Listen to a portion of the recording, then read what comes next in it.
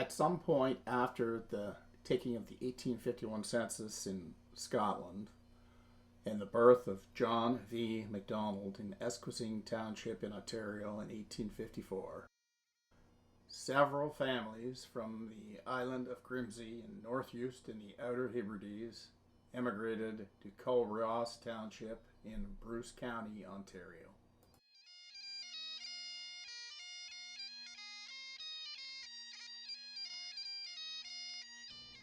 Grimsby is an island and part of the North Uist community in the Western Isles, Outer Hebrides of Scotland.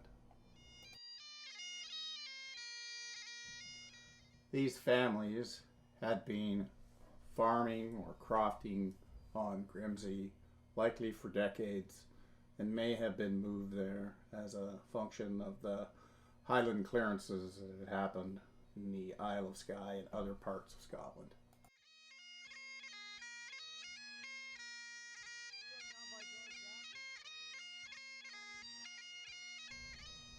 Two of the families that would emigrate to Canada in approximately 1853 were the families of Angus and Effie MacDonald, nee Cameron, and Donald and Christy McVicker, nee MacDonald.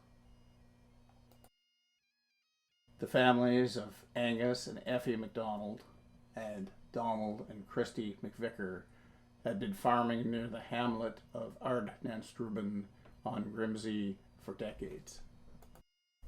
The son of Angus and Effie MacDonald, James, would marry his neighbours, the daughter of Donald and Christy McVicker. James MacDonald and Mary McVicker would marry approximately 1848 and have their first son Angus V. MacDonald in about 1849, and they were crofting in the 1851 census. In the 1841 census record for North Uist, the Isle of Grimsby, the MacDonald family and the McVicker family are conveniently located on the same page. They're living near each other.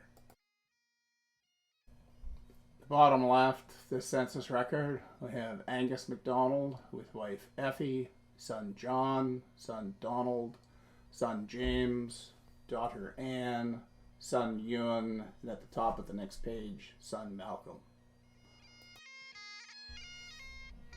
On the opposite page, we can see Donald McVicker with his wife Christina or Christy, son Donald, son Angus, son Ewan, daughter Mary, who would eventually marry James MacDonald, son John, and daughter Ketty. Another source of revenue for the crofters on the Isle of Grimsby was the kelp industry. The kelp, or seaweed, when properly dried and burnt, can be used in the production of glass and soap.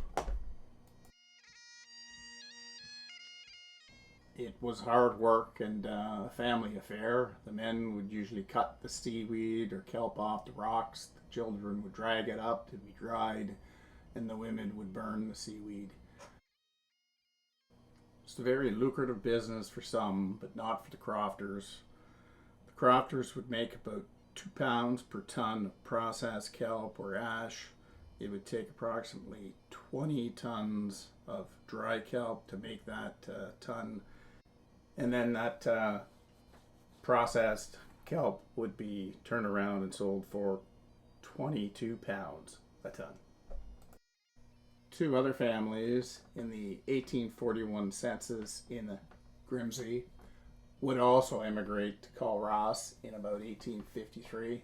The family of Donald MacDonald and Flora Nicholson would all emigrate to Canada around 1853, as well as Archibald McKagan, who would marry Anne MacDonald, the daughter of Angus, and Effie MacDonald, nee Cameron.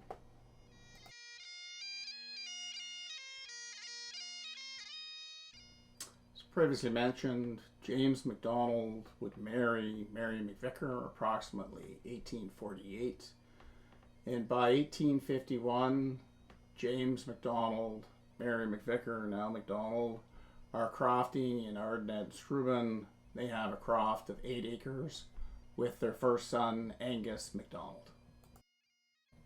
The 1851 census for Ardnant-Strubben on the Isle of Grimsey, James MacDonald's mother is now a widow, so his father, Angus, has passed away. His mother, Euphemia, or Effie, is living with the children, and she is a crofter. In the 1851 census, the family of Donald MacDonald and Flora Nicholson MacDonald have now grown. As previously mentioned, they will all immigrate to Canada in 1853. Interestingly, their daughter, Hannah, or Una MacDonald, would become the mother-in-law of John V. MacDonald. And their son, Donald MacDonald, would be the grandfather of William Thornton Mustard, world-famous doctor for his work with blue babies and mechanical hearts. By the 1840s, the kelp industry was on the decline in Europe, and the potato blight that hit the highlands caused a severe economic downturn. This was enough for many to decide it was time to emigrate.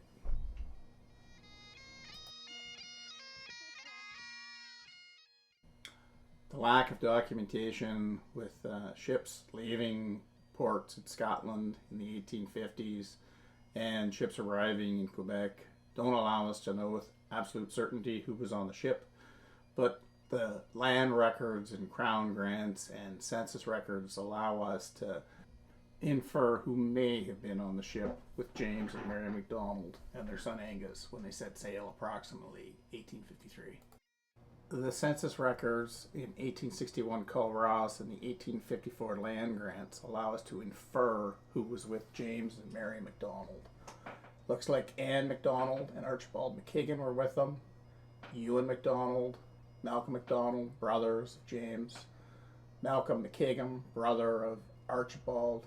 Donald and Flora MacDonald were there, as well as Nicholson family members and possibly some members of the McLean family from Grimsey. We'll never know exactly what these folks thought when they were looking back on Scotland for the last time, but their thoughts would quickly turn to tracking the progress of the ship as it made its way across the Atlantic. That, coupled with looking ahead to the opportunities and the work that they had in front of them.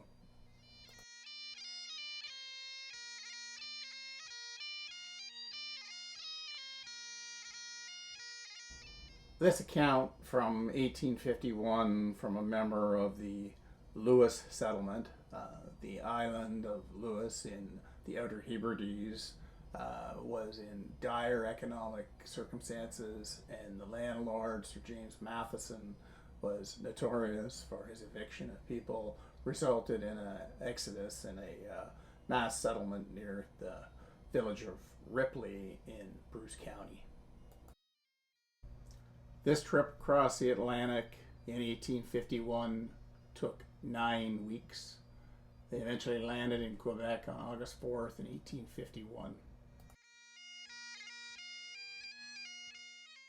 The ships from Scotland with passengers destined for Upper Canada would sail to Quebec City. In the same account from the 1851 Uist settlement, it talks about how once they arrived in Quebec, they disembarked, got on smaller boats, and made their way by boat to Montreal and eventually all the way down to Hamilton, Ontario.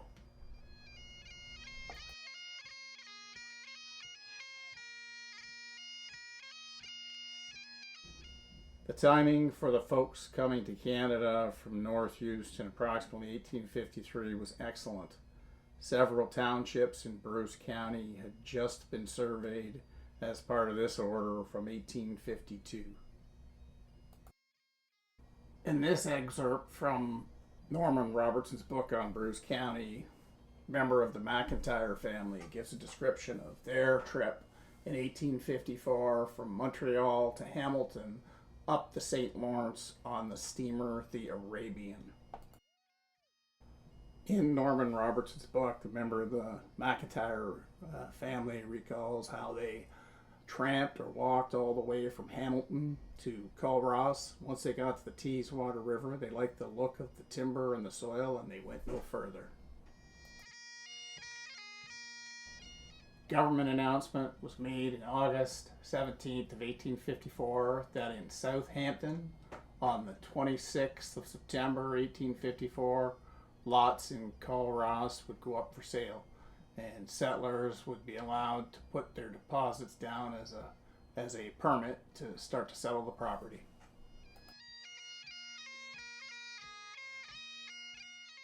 Again, from Norman Robertson's book, we get a story from an early Culross settler, James Reed, one of the initial pioneers near Teeswater, who talks about arriving in Culross on September 13th, 1854.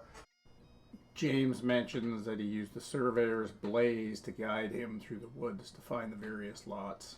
Here's an example of a blaze that was found in a Minnesota forest in the 1970s. It was carved in the 1841 period. Much like the McIntyres, James Reed found the land on lot or concession 7, lot 18 and 19 suitable, and that's where he settled. In Norman Robertson's book, James Reed recounts how on September 25th, him and several other folks from Culross made their way to Southampton. It took them approximately a day to get there. It was about a 40-mile journey. And that is where they handed in their deposits to Alexander McNabb, the Crown Land Agent. Per James Reed's narrative in Norman Robertson's book, he does indicate that it takes several days by the time everybody gets processed in Southampton. On September 28th, September 1854, James submitted his money to Alexander McNabb for his 2 lots on concession 7 near Teeswater. Here's a picture of the Reed homestead taken around 1900, and a picture of James Reed and his family taken a couple years before he passed away in 1913. James McDonald of North Uist would submit his deposit for his lot on concession 5 as well on September 28, 1854. Apparently, James's younger brother Ewan did a better job getting to the front of the line, because his application to settle on his lot was accepted September 26, 1854. Malcolm McKagan, the brother of Archibald, was also successful at getting his permit application in at the first go on September 26, 1854. This graphic gives us a sense of how close the family stuck together. James and Mary McDonald, along with their son Angus, would be on concession 5, lots 5 and 6. Ewan was on lot 6, concession 7, and on lot 6, concession 6. Malcolm picked up concession 7, lot 9. Archibald, McKagan, and Ann McDonald were on concession 4, lot 5 and 6. And Malcolm McKagan was on concession 7, lot 7. James Reed, a Scotsman but not from North Uist, was on the opposite side of Teeswater. In the months following the initial land sale in Southampton, Archibald McKagan and Malcolm McDonald picked up their lots. In the 1900 December issue of the Wingham newspaper, there's mention of the fact that Angus McKagan, the second son of Ann McDonald and Archibald McKagan, was the first white baby born in Culross in February of 1855.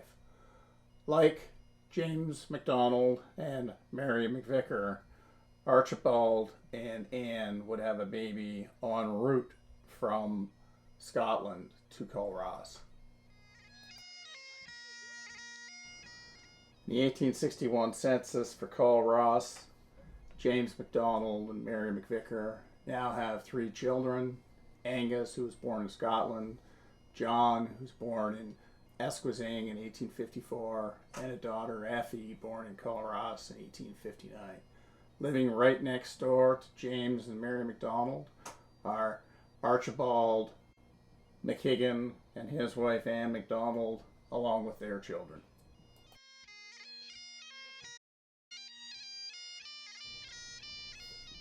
Donald and Flora McDonald, along with the Nicholson brothers, would settle further north in Bruce Township.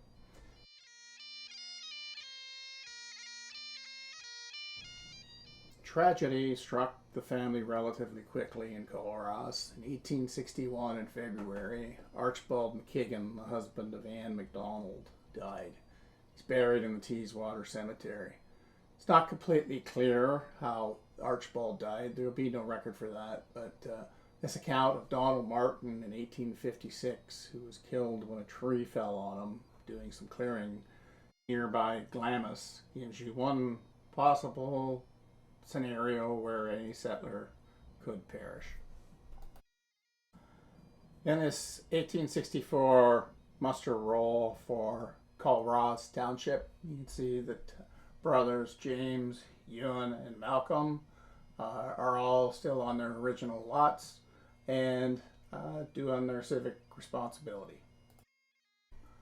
In the 1867 Bruce County Directory for Culross, the three McDonald brothers are still on their original lots that they were permitted to in 1854, and their sister, the widow, Anne McKigan, is still on Concession 4, Lot 5.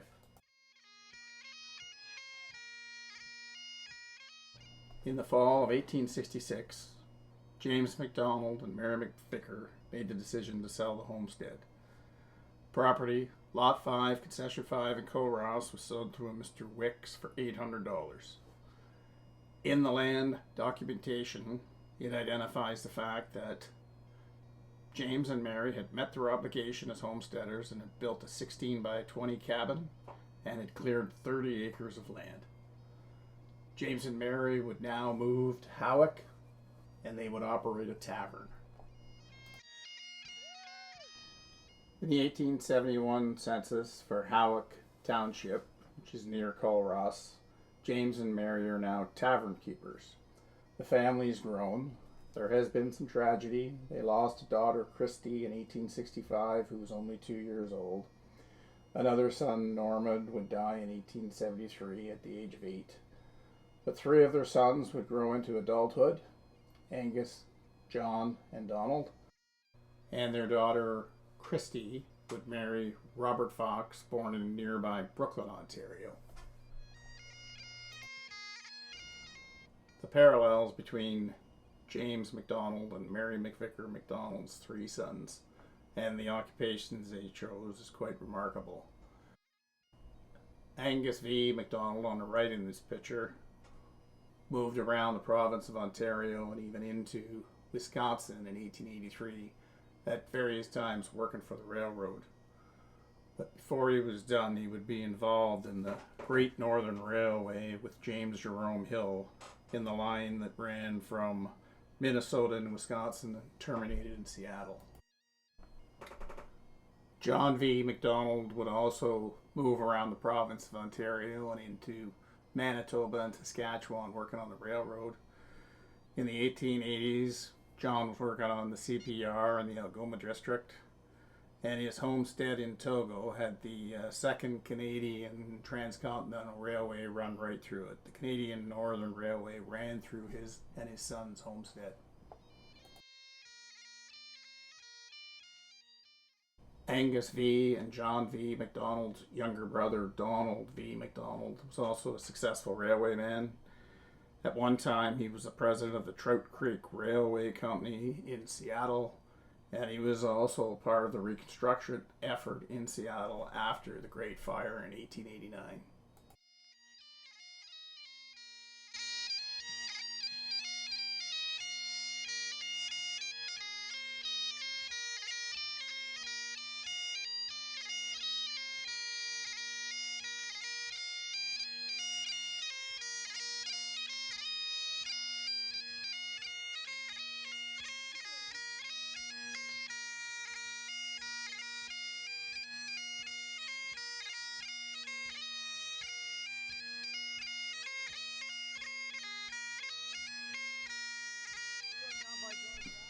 There's lots of people to thank for the work that I was able to do here.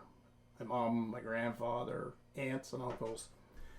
Some folks in Seattle, the descendants of some of these people that moved west, gave me some good insight. But one person I want to thank is Annie McKay, the granddaughter of Anne MacDonald McKagan. Annie McKay filed the death record for her grandmother, Annie MacDonald McKagan, when she died in 1925.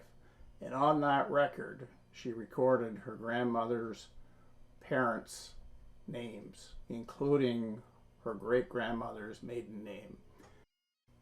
It was the names Angus MacDonald and Effie Cameron that allowed me to find the family in North Uist, in the island of Grimsby.